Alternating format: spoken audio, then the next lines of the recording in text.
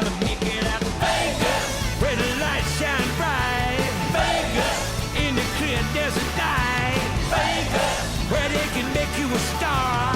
Vegas, at the NFR. NFR Extra is a podcast dedicated to the Wrangler National Finals Rodeo and features icons and personalities that embody the Western lifestyle.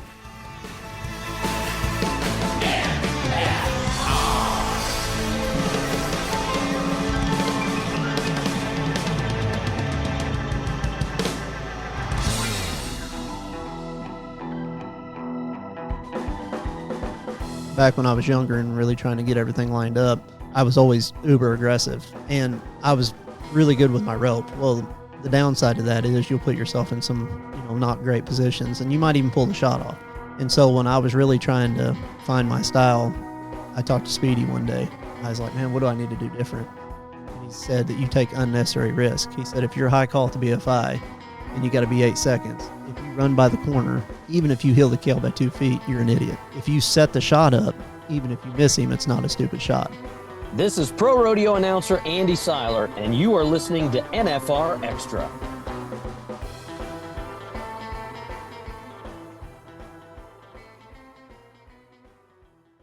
It's always fun having a first-time world champion during these groups because you get new perspective and a new level of excitement. Obviously everyone loves a repeat champion to see how one was different from the other, but I also love having a first-time world champion because it gives you fresh perspective. And today on the podcast, we have Jake Long. And Jake, I want to know, first and foremost, how do you go about picking a partner? Because obviously you're a veteran now. You've been doing this for a while, but what kind of partner do you feel like fits you the best in team roping? Well, I think there's two levels to that. There's, the roping side of it's obviously important, and then also the personality and lifestyles that guys want to lead has a lot to do with it. I got a family and kids, and veteran is a nice word, but I'm getting older. And so stylistically, I like to throw fast. I take a lot of chances, which a lot of guys do now. Back, 10, 15 years ago, there wasn't as many of us that threw as fast as I did on their heel side. So that's not as out of the ordinary, but guys that I feel like I can ride the turn good behind, that we can catch a lot of steers with and jackpot well, because all that goes into making a living. But then also, I don't know how well I'm going to mesh with a super young guy that's wanting to, hit the road a little bit harder, or maybe have some extracurricular things going on. So, the partner I got now, Andrew, we just, everything meshes well. We're close enough to the same age. We got a lot of the same goals, and he's laid back. If I don't want to go somewhere, if he don't want to go somewhere, we're both fine with skipping stuff. So a lot of that kind of goes into play. A lot of the younger guys, and I was the same way when I was that age, they don't think you can have anything without them. And so there's certain things that I don't have the horsepower for now. I don't have the depth of horses. I have really nice horses that I ride, but I don't have 5 of them standing around, so I can't go to 4 opens a week and just kind of run their legs off. So some of that kind of comes into play too. Well, when we interviewed Caleb Schmidt a few years back, I was talking to him about his practice regimen, and he was like, I don't practice. And what do you mean you don't practice? And again, I think he ropes a little bit and stuff like that, but he had that really good bay horse pockets, and he was like, this horse has had thousands of runs on him. Like he doesn't, I need to ride him around a little bit, to keep him loose. But how has your practice routine changed? Obviously, because you've got thousands of runs under your belt. Yeah, so when I was younger, man, I wanted the hardest running steers you could find. I thought if we roped steers that, weren't trying to mortally outrun you, that it was a waste of time. And I wanted to run at least 50 a day. But I had some practice horses. I had the herd for it. Now, man, I'm good with roping some slow ones, kind of getting control of my horses, making sure I'm not frying their brains too much, and try to keep them exercised a lot. I'll tell you what I do more than anything, and this is more necessity than anything, but I don't have an arena at my house. I never have. Everybody that kind of in that Texas area, the headers don't necessarily travel as well or as, want to, which I understand. So the healers will do most of the traveling to the practice session. So at my house, I just have a machine, and my daughter pulls the machine around, and I rope that pretty much every single day that I'm home. And it's more for exercise, but I've got a young horse that I spend a lot of time like just making sure he's going to the right spot and getting patterned over and over. So I really don't practice per se in a sense of like go and run steers all that often. And when I was younger, that would have drove me insane. But now I don't know if it's just from running enough steers, but part of it is I'm actually excited when I go somewhere. I'm not beat down. I'm not, you know what I mean? Like, I don't feel like I'm just going because I'm supposed to go. Like, I'm actually excited to go. I haven't been wearing myself out during the week. So some of that has something to do with it.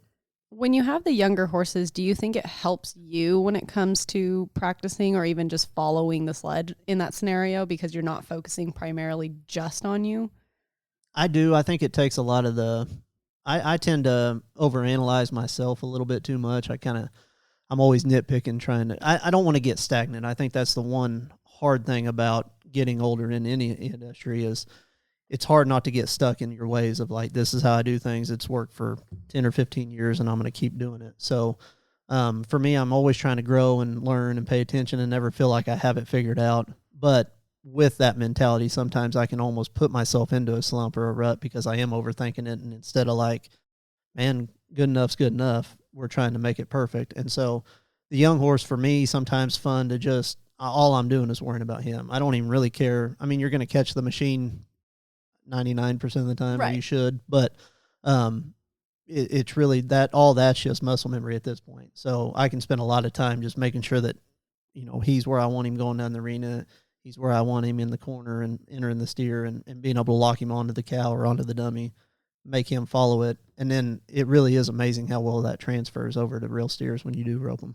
Yeah. And comfort too, right? I mean, because I remember growing up, I had a head horse that was really chargy, but if you could just kind of rope the machine and just ease him out, it's amazing how much that slow work transfers once you go run live cattle too. I mean, just making them feel comfortable and confident because horses need confidence just like we do. Yeah, it's the biggest thing is for you to know that like you've trained them where to go. There's a certain wall of every run that they're not going to go past. And so you get a lot of confidence when you go on to real steers. And a lot of low number people don't like slower steers because they don't have control of their horse. And it really is the same with us. I mean, if I draw the loper at the rodeo, I don't need my horse climbing and jumping and moving 6 directions. I need him to be quiet, be in my hand, pay attention. Those are the steers I'm going to win on. So the steer that's hauling butt and trying to get away from me, yeah, it's great if he works good on that one, but I'm probably not winning much on him anyway. So that one's not as important. And I feel like a lot of people play more to the worst case scenario. Like anytime I've helped guys that with their heeling, the hardest thing for low number healers is the goes that they get. Yeah. The turns that they get at the ropings are really tough. And we get to look at them some during the pro-ams. If I get to heel for Andy, I can almost go stand in the arena on foot and he's going to put the steer in the same spot every single time. And that's such an advantage of how I get to go about the run. But for lower number guys, Clay Trine told me a long time ago, I asked him, I said, the one thing I don't understand about really good headers is you can be at a rodeo and every steer can be just scorching through the gate. And then all of a sudden one of them will lope. And if one of them good guys have them, they'll wear the barrier out and win the rodeo or they'll win the round by half a second.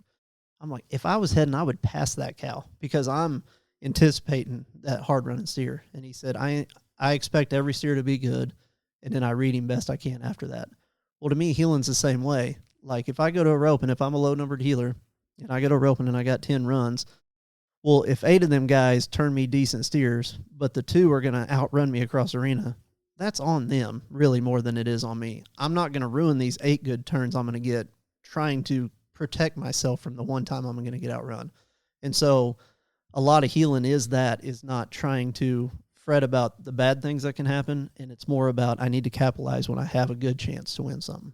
The other thing too that just amazes me is we interviewed Driggers a few years back and he was talking about his decision-making process. And this to me is just, I mean, the best I ever was a 6-header, right? But when I asked Caleb, I said, when you leave the box, when are you making your decision to throw your rope?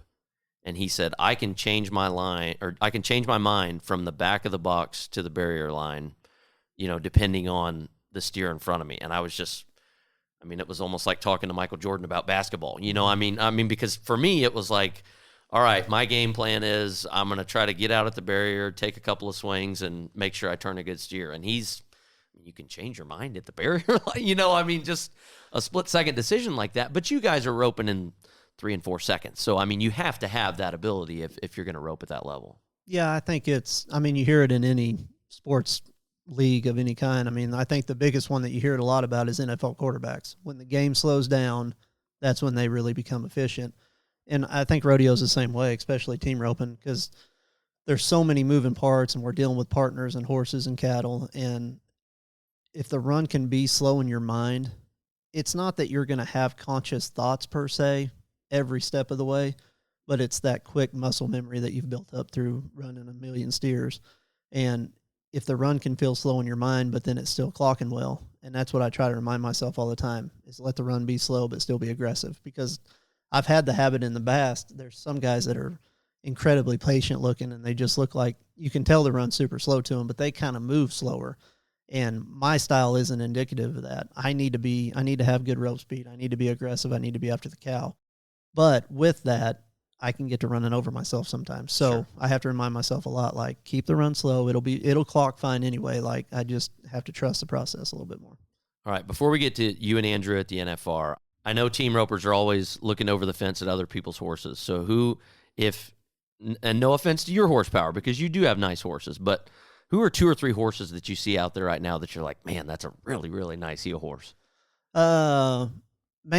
Well, the horse that I voted for last year was that Oz horse that Lane Mitchell rides. I just really like that horse, and he's done a great job of riding them. And then there's certain guys that I think maybe they just ride horses good. I'm not even real sure if the horses are like super, super flashy or anything, but like they just always seem to be in the right spot. And I'm a big believer in, like, I don't necessarily need all the cool buttons. Like Joseph Harrison's the best horse show guy that's ever breathed, but he can ride and hit 6 different buttons in the same run, and I couldn't ride one side of those horses probably. I need simple. Sure, you know what I mean? sure. And so guys like Paul Leaves and Douglas Rich, like, I say their horses look simple, and I feel like I'm insulting them, but really that's the highest compliment I can have for a horse. Yeah. A horse that will go get in the right spot, lock onto the cow, and make my job easy. Easy is awesome. It's amazing. So, obviously the horse that Jay's riding, Turbo, he's won, I think 3 horses of the year. That horse still amazing. I know he's getting up there in age a little bit, but and then Jade's another guy that makes Heelan look incredibly easy. So pretty much any horse that's going to make the job look easy, I'm a fan of. I like that.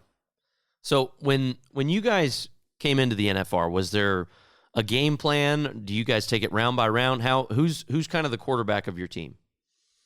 Well, I mean, obviously Andrew's the quarterback. I mean, he's the one that starts the play. I feel like I'm the little bit more of the aggressive end of our team, kind of pressing a little bit more. But honestly, our goal was, our practice was great.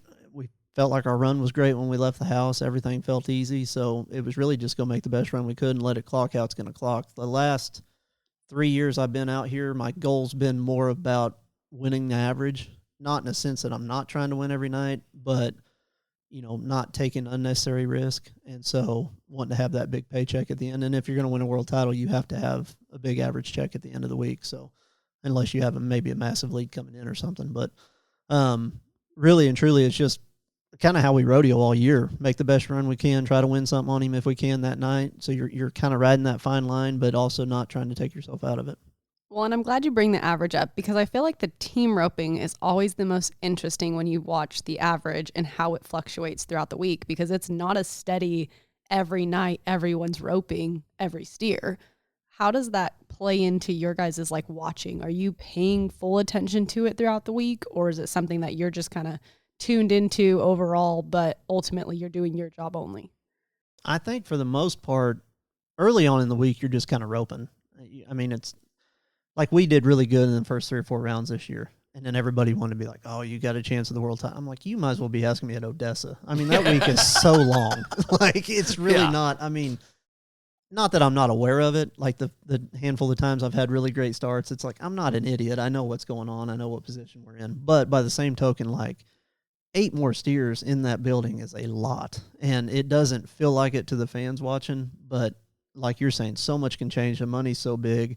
You can look like you're going to run off and win the world, and you might end up 13th by the time you look up if things start going south. So really and truly, the whole week you're just kind of roping. And then probably round 6 or 7, you kind of entertain the thought of like what the average is doing and stuff. And then really the last few rounds, like 8, 9, 10, you're maybe, depending on the week or what you have a chance to win. Like if you have a chance to win a world title and you need to place in the round, I would think you're willing to risk, maybe dropping a spot or two in the average to try to win a world title. But by the same token, if maybe you're too far back mathematically for it to work, well, then round 10 or 9, you might just go doctor 2 of them and win that big check at the end and kind of move on with your week. But traditionally in the past, to me, from a fan / announcer perspective, the hardest thing to do in the steer wrestling, the team roping, and the tie-down roping is just catch. Like when you walk in the 10th round and they go, well, all you got to do is catch. It's like, oh, you got thanks. 7 seconds. Thank You're like, you. Yeah, that seems like that's awesome. Impossible. But I mean, it does. You see a healer turn the corner and you're like, all you got to do is catch. And you guys don't go into average, number 11 point roper mode. Like that's all year long. You're attacking, and then all right, you just got to stop the clock. How do you get yourself prepared for something like that? So I don't necessarily love that scenario in a wide open arena, truthfully. Like that just doesn't fit my style. I'm not the level off, take 3 swings over and rope the steer guy. I mean, it's just not a strength of mine. I've worked at it through the years. I'm better at it. But in that building, it's the one good thing about it is the header still needs to run at the barrier. The healer still needs to run around the end of the corner. And I'm real big about, I'm going to take my first throw. I don't care if we have to be 30. If I turn the corner and the shot's there and I've set the shot up, I'm going to heal the steer or try to. Mm-hmm. And I can live with if I don't catch that cow. But if I back off and do weird stuff and I mess up, I'm like, why didn't you just rope the cow? I mean, you've run 1 million of these in your life. Like what, you don't have to change your perspective. And that's what's really good about Andy is we really do just rope the steer kind of regardless of the situation. And so the hardest thing in this building is you're better off breaking the barrier than you are missing the barrier. And that's what would be really hard about if you had to back in and for some reason you had to be 9. So obviously you can't break the barrier. But by the same token, I'd almost rather you break the barrier than miss him, bounce him off the back wall, something weird happens. Like, mistakes trying to execute the run don't bother me. I just don't like mental mistakes. I don't like when the run blacks out in my mind or something like that. That's the only time I really get angry. If we just fail to execute, it's really not that big a deal. And you see it more often than not, especially in short rounds with amateur healers giving up that shot, right? All day long, they've been roping that steer on the second hop, and the short round comes, and they have to be 9, and they start swinging over his back and miss, rope a leg, whatever. So you're spot on, I think, with the mental part of the game. Well, so back when I was younger and really trying to get everything lined up, I was always uber aggressive, and I was really good with my rope. Well, the downside to that is you'll put yourself in some, not great positions, and you might even pull the shot off. And so when I was really trying to define my style, I talked to Speedy one day, and I was like, man, what do I need to do different? And he said that you take unnecessary risk. He said, if you're high call at the BFI and you got to be 8 seconds, if you run by the corner, even if you heal the kill by 2 feet, you're an idiot. If you set the shot up, even if you miss him, it's not a stupid shot. So then that's where the whole I'm going to set the run up, I'm going to ride the position, and then I'm going to take my first shot that I see. I'm going to heal the cow when I think he's healable. And if I don't catch him, I don't catch him. I mean, that's, I just like roping the machine. I throw bad loops on the machine every once in a while. Not a ton of them, but, I mean, bad loops are going to happen. We're human beings. So if I can set it up the same way every single time, and then it's just the human error part of messing up, then I'm fine with that. At what point did you guys know you had it won? Well, so I'm usually, I like to kind of know the numbers, know what's going on. So I started to look at it the morning around 10. And which really and truly, if Colton and Jonathan caught, nothing else that mattered would have affected anything really. So I looked at that, and then I seen that we were like 30-some thousand on paper behind Driggers and them, but Colton and them were to mess up, where that would move both of us in the average. I didn't even do the actual numbers. I just knew give or take it'd be 30-some thousand. So I looked at it for about 15 seconds, and I was like, you know what? There's no point in trying to figure all this out. I'm going to be the first team out of that group that has a chance to win it. So my main goal was win a check in the round, win second in the average. That was going to be basically a $100,000 day. Great week. Thank you, Jesus, and go home. So when we made the run, I look up 3-9, we're winning the round, and I immediately am like, all right, we got a chance. So we ride out back, and we're sitting at the tunnel because I knew if we won the average, we'd have to take a victory lap. So we're sitting in the tunnel, and I tell Andy, hey, if this goes right, if it goes our way, we got a chance or whatever. He's like, really? Because he don't want to know nothing. And Driggers and them catch. They tie us in the round, and they come out hooping, hollering, slapping each other. And Andy looked at me, and he's like, man, it sure looks like they know something we don't know. And I was like, yeah, that's probably not good because Driggers is he's really studies it. Yeah. well, he's on sharp. top of stuff. Yeah. Yeah. Yep. So I'm like, I'm honestly a little bit deflated because like I was like, oh man, you know. And they come up there, and I kind of stopped Driggers. I was like, if this goes wrong, like, did you guys just win it? And he's like, I don't know, I didn't look. And which he don't lie to you either, so I believe Right, him. yeah, for sure. And so I'm like, okay, well maybe we still got a chance. Well then Schmidt and them had the steer duck on them, and so we go to take the victory lap, and I have zero clue. So I'm making the lap, and I knew Joe would know, but apparently he hadn't found out yet. So I'm hollering at him. He kind of just shrugs his hands. He's like, I don't know. No one knows. And then we finish the victory lap. We take the picture for the average saddle, and I'm looking up in the rafters and the scoreboard and all this, and nothing said anything. I'm like, it's like the longest 3 minutes of my life. And so they escort us over to do the interview, but everything's going so fast in my brain, and that's all I'm thinking of. And Katie's standing there, and as soon as we walked through the gate, I said, who won the year in? She said, we need you to do an interview. I was like, okay, that's great, but who won the year in? Someone have an answer. And then for she me. just kind of looked at me like, hey, dum-dum, we need you to do an interview. And I'm like, and then I just start bawling. And a buddy of ours that we've met through the years of being there, John Covert, he's right there doing security at the interview. And so he was the first one I got to hug and, you know, kind of cry on his shoulder and celebrate with. So That's awesome. Let's take a quick pause, and we'll be right back. It's Vegas. It's the National Finals Rodeo. It's a December tradition that features the greatest moments on the dirt and a 24/7 citywide party. The NFR experience has been called legendary. It brings together the best cowboys, barrel racers, and stock against a neon backdrop with gold buckles to pursue and memories to be made. There's nothing like it, and there's more on the way in 2026. The NFR in Vegas, where every moment is legendary.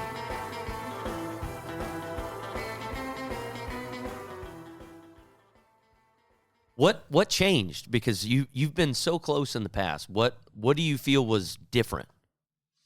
Or was it? well, really and truly, I think just the ball has to go your way. I mean, the money's so huge at the finals now. I've had some years past it. I had chances to win it. 2016, I should have won it. I mean, me and Luke were winning the round, or winning the average, winning the world, and going into like round 7. And then we just had weird stuff happen. I rope a leg. Like, I'll never forget that run. I come around, I'd rope 2 feet on every steer all week. Round 7, I come around, rope a leg. And I'm like, oh man, I roped a leg. And in the biggest slow motion you've ever seen in your life, and for me, I go to Dally and I just see it slide down and I lose the leg. So now we've dropped down a spot or maybe gotten even in the average. Not the end of the world. We come back in round 8, make a good run. Round 9, we have a really slow one, kind of gets us weird in the corner. I rope a leg on him. I'm holding my slack as tall as I can possibly hold it and lose a leg with my slack up in the air. Just weird stuff, Yeah. you know. And then there's been other years that, you know, we're super close. Me and Clint were standing in the alleyway 2 years in a row watching T-Wade and Thorpe, and they executed what they needed to execute 2 years in a row. And so if either one of those goes our way, you know, we get one that way. So, I mean, I do think that showing up, trying to be better than the average, not taking unnecessary risk has helped me a lot. 3 years in a row, it's put me in position to at least, my main goal was to win I never won the average. So the first year me and Clint came out, I was like, man, that's a goal of mine. I want to win the average. And I know if we win the average, we'll at least have a chance at it. Because really and truly, like when you leave old school, when I used to come out here with Luke, our goal was win 100,000. Like that was kind of the mark we were trying to get to. Nowadays, the money's so good that mark would have moved up. But when I leave the house, my goal is to have a good week and at least have a chance at the world title, because that means you've had a good financial week. And so really that's what it's about. Yes, you want to win a world title, but you're there to provide for your family. I mean, this is our biggest, not only spotlight, but biggest paying event that we have all year. So I want to get as much money as I can out of this place, you know, God willing. So that's really my main goal, is to have a chance to win the average and a chance to win the world at the end of the week. But I do think that that's helped me. I've done better earlier in the week these last 3 years, because I tended to show up like wanting to win rounds, kind of that that hot shot mentality a little bit. And now it's more like one more swing's not the end of the world. If the shot ain't there, just getting roped. And it's amazing how many checks I've won in the first 3 rounds this, the last 3 years with that mentality. Well, you don't think the tie-dye shirt has anything to do with it? It is amazing how much I've won in that shirt. Well, I want to know, and I know you've told this story to other people, but I want to hear it again because when I saw it in 23, I'm like, Jake's not a flamboyant type guy, but why is he wearing a strange tie-dye shirt? So my uncle passed away. The story behind the shirt is my Uncle Goose passed away earlier that year, and he'd come out to the finals, I don't even know, pretty much every time I'd been here. And just was a real big supporter of me and the family. And so when he passed away, we were like, man, I wish we could do something to kind of honor him. Well, he was one of them guys that kind of just fit into any crowd. He could hang out with the hippies or the cowboys back in the day. It didn't matter. And I just remember when I was a kid, he always wore tie-dye. So we're like, man, we'll do a tie-dye night for Goose, And my wife, of course, she's like, we'll do it for the family, like the kids and her, we're going to do it. Right. And I was like, well, make me a shirt, I'll do it. And she's like, you're not going to wear that. And I go, yeah, I will.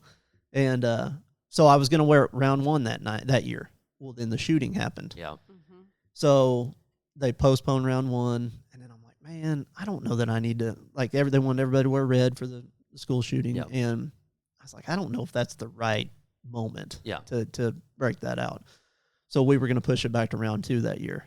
Well, I win round 1, and I'm almost bummed because I'm like, man, Can't change it up now. it'd have been so cool to wear that shirt, and really honor, everything for the family. So I wear it round 2, and like you said, we're out back warming up, and I've got a coat on, no big deal. And as soon as I take it off, everybody just kind of looks at me. And the amount of people that were like, are you just looking for attention or what? And it's like, no, I ain't done this my whole career. I'm not just, turning over a new leaf. Yeah. So, and then it was such a cool deal because we ended up winning round 2 also that year. So, got to get the story out. And then I think to this day, so that's been 3 years now, there's only been 2 times that I haven't won money in that shirt. And That's I think I've roped 2 feet every single time. So it wasn't even really a superstition thing for me until somebody started pointing it out. And now that everybody calls it my winning shirt, when I wear it, it's amazing how many people will say something like, oh, man, you were going to give us a shot or whatever tonight. But it's not really a superstition thing for me. To me, I tend to ride the emotional roller coaster a little bit too much. I know that's not a great thing, but when the road gets long and the year's getting long, I tend to, sometimes I'll get down on myself. And so like when we went to Calgary this last year, I'm just getting ready for the rodeo. And I wasn't really even in a bad place at all, but I was a little bit tense that morning. I mean, we were kind of in a spot where we needed to win and everything. And I saw that shirt getting ready and I'm like, man, I'm just to kind of keep my mind chill today where it's like, hey, it's not that big a deal. And then we end up winning Calgary, and it's just the things I've gotten to win while winning the shirt. To me, it's not been a superstition thing. It's just, it does put my mind in the right place, though. It's almost like Superman's cape, though, because like Tyler Wagaspack, he wears a purple shirt. He had this conversation with Oatberry, and he wore a purple shirt one time, and Oat told him it looked stupid, and, he won the round or whatever he did. So now that's his thing, is when it's a short round or a big moment, he puts on a purple shirt. And I've heard of other professional people, they say, hey, when I need to reset my mind, I go get a haircut because it means something to me, right? Mm-hmm. So it's amazing to me the power of just resetting your mind by one little thing can change your whole outlook. So I think that's awesome that you have that, because it does. It puts you in the spot you need to be in order to go win. Well, and I think one thing that hit me this year, me and Clint have stayed really, really close buddies. We still rope second partners, and we're both in the hunt this last year to win it. And I think everybody's probably guilty of this or whatever, but, you're praying for the outcome to go your way. Sure. And so, praying through the week of I guess selfishly praying, but like, keep me roping sharp, keep the run slow in my mind. And it was just like it hit me one night of like, well, everybody's probably praying to win the world or the average or the round or whatever it is. And, God can really only deliver that to one person. So I came around and told Clint that. I don't even know what round it was. It was later in the week, like 7 or something, but it was like the peace that gave me of like, truly, if it's meant to be, it'll happen. Mm-hmm. And I think that's the hard part about being there 15 times and it never happening is I've spent a lot of my time telling myself, like, it's okay if you don't win it. I've had a great career. I have nothing to be upset about whatsoever. And so I obviously would love to win a world title, but it's okay if you don't. And I think that was one of the more emotional things about actually winning it was I've spent so much time telling myself it's okay not to win it.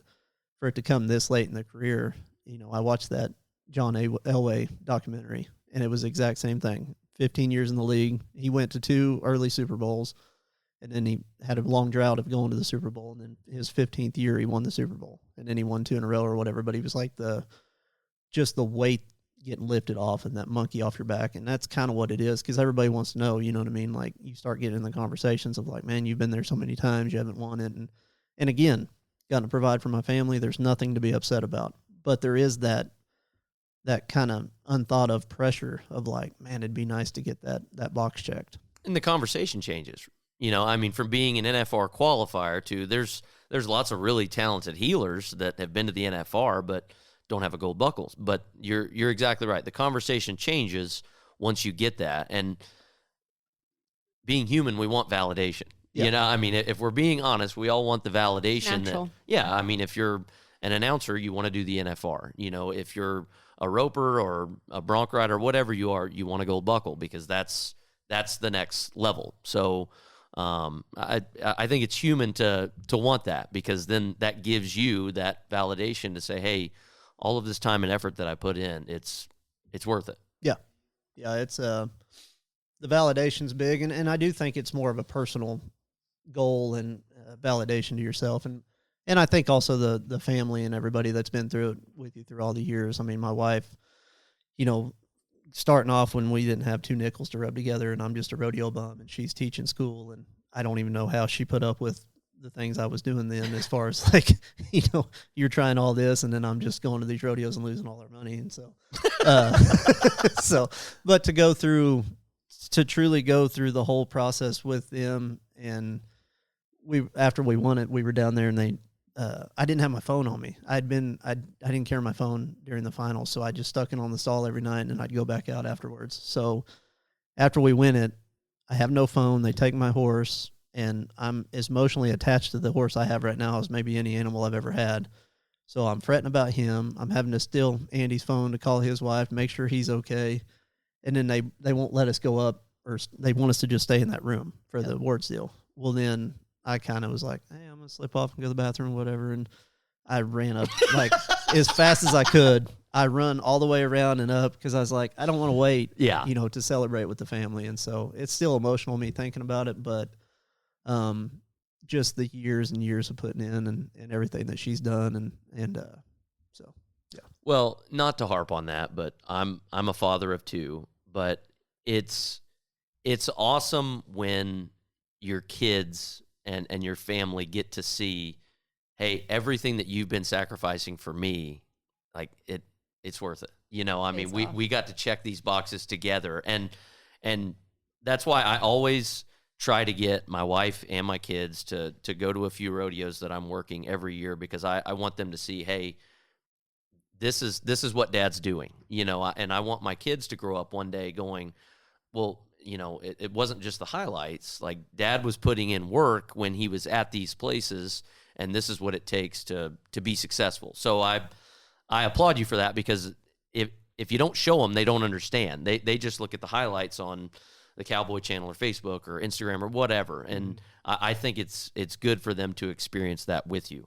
Well, and I think to piggyback on that, even the sacrifice is always worth the reward, and to be able to not only see that physically for them, but for you to also know that actually is something they felt and lived. I think it changes the whole perspective with their age being old enough to remember those emotions, right? Yeah. Like, to celebrate it with you, not just tell them about it. And I think that's one of the hardest parts to me about rodeo now is, like, the NFR is the reward not only for me, but for them too. It's the 2 weeks that we get to come out here and spend as a family and really soak up the atmosphere and the memories of being here. So when I'm not doing well throughout the summer, that's why I think I tend to ride the emotional roller coaster a little bit, because I'm like, if I'm out here winning, then I feel like at least there's a purpose to it. Like the sacrifice that they're all putting in by me not being home is going to get rewarded in December. But I get grouchy during the year sometimes because I'm like, if I'm not winning, well, I should just be home. I shouldn't be, I'm wasting all this time away from them. And if we don't have that at the end of that road, then I've just wasted 3 months of time that I should have been spending with my family. And I think that's the hardest thing about rodeo a little bit, if they can't go with you. And so we're trying to set it up where they can go a little bit more. And the last couple of years, which has been fun, my oldest daughters went with me for about a 2 or 3 week stretch during the summer. And so to get to enjoy those memories together, and even just the pulling in late and setting up at the rodeo and just all that stuff, like just the time together has been really special. I think that kids these days need to see this is what it takes. I mean, because there's, I had an old salesman tell me one time, and we worked at a feed company together. He said, I'm an overnight success that took 70 years to build. And I was like, that's a powerful statement. I mean, because everyone sees the prize, but they don't see the time that you've put in. And when you can share that with people that have been on that journey with you, it just makes it that much more special. Well, and that's the hardest thing, too, that I don't think a lot of the fans quite understand. They see us. I mean, the Cowboy Channel's been huge for what we do and really pushing our sport and everything, but they don't see the fact. It's like roping the dummy when you're a kid. Okay, here we're at Reno, Yes. and then okay, we're at Greeley. Well, they don't realize Reno's 16 hours from Greeley. You know what I mean? Like, They're not close. yeah. And a lot of times you're liable to miss one. And that's the biggest thing between like pro rodeo and amateur rodeo is if I miss one today, I might have to spend a full day of driving and thinking about that cow before I get to run another one. I don't get to go lay in my own bed, spend time with my family, maybe practice, and then go the next night to the rodeo. I've spent the whole day driving and thinking about what that steer cost, me and my partner and my family. And then I have to regain and get back ready for the next one. Future plans for you guys? I think everything's the same. Just keep the grind down, keep rolling. And I've told everybody that I'll rodeo as long as I'm competitive. If somebody wants to rope with me, and I love doing it. So right now, all those are checked. So when one of those falls away, I'll lay low. But no, I think we're just gonna keep hitting the road hard, and summer's gonna be busy, and so yeah, excited. Well, we hope to see you back on that world champion stage. I hope I'm there. That'd be awesome. Step one Like is what just you've heard trying on to make it fun. NFR Extra? We would love it if Thanks, you gave Jake. us a This is 5-star awesome. Thank y'all rating for having me. and tell your friends how to subscribe.